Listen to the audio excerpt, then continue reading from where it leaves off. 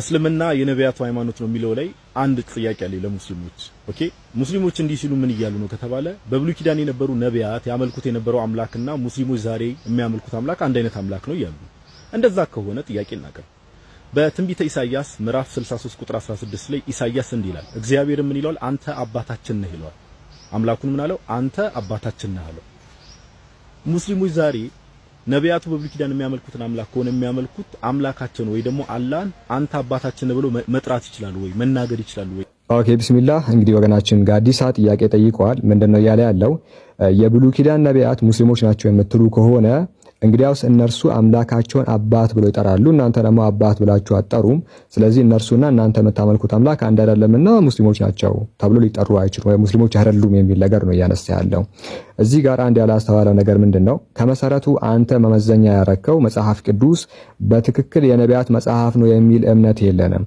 መጽሐፍቶቹ ከጊዜ በኋላ እየተበረዙ እየተቀነሰባቸውና እየተጨመረባቸው እንደመጣ እናምናለን።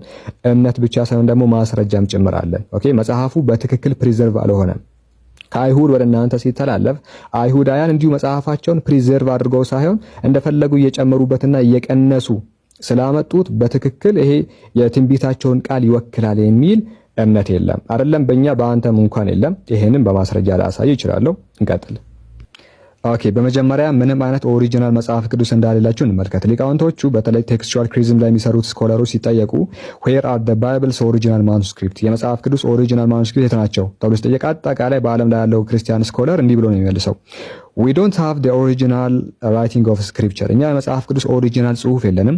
the psalm of david መዝሙረ ዳዊት the letters of paul የጳውሎስ መልእክቶች all those original documents plus the writing of moses isaiah and all the others are long gone አጠቃላይ መዝሙረ ዳዊት ኢሳይያስ የጳውሎስ ጽሑፎች አጠቃላይ ኦሪጂናል ዶክመንት ሁሉም ጠፍተዋል ይላል። ስለዚህ ኦሪጂናል የሚባል መጽሐፍ ቅዱስ በዓለም ላይ ቢፈለግ ሊገኝ አይችልም፣ ምክንያቱም ጠፍተዋልና። ሶ ዛሬ ያሉት ምንድናቸው ከተባሉ የኮፒዎች ናቸው። ለምሳሌ ቅድመ ክርስቶስ 300 ቢሲ ላይ የተተረጎመው የግሪክ ሰብታየንት የዲሲ ስክሮል እንዲሁ ደግሞ የሰማርቲያን ፔንታታክ እነዚህ ከሺህ ዓመታት በኋላ የመጡ ኮፒዎች እንጂ ኦሪጂናል ማኑስክሪፕት ክርስትና እጅ የለም ነው።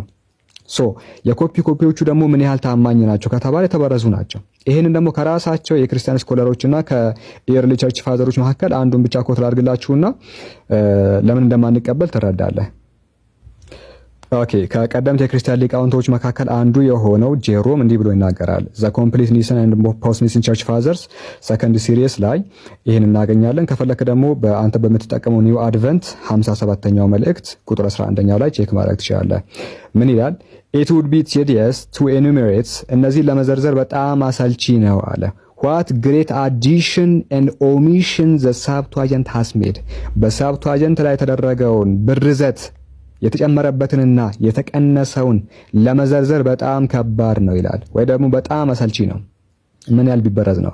በመጽሐፍ ቅዱስ ላይ በተለይ ደግሞ በሰብቷጀንት ላይ የተደረገውን አዲሽን ጭማሪዎችና ቅነሳዎችን ለመዘርዘር ይከብደናል አለ።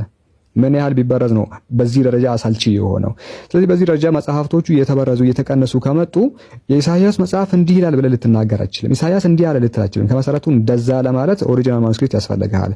ኮፒ እንዳትል ደግሞ ኮፒዎቹ በዚህ ደረጃ እንደተበረዙ በጣም ኮረፕሽን ከመደረጉ የተነሳ ለመዘርዘር እንኳን አሰልቺ እንደሆነ ቸርች ፋዘሮች እያመኑ በትክክል ይሄ የኢሳይያስ መጽሐፍ ነው ብለህ ልትናገር አትችልም ነውና ይሄን ይመስላል። ሰላም አለይኩም።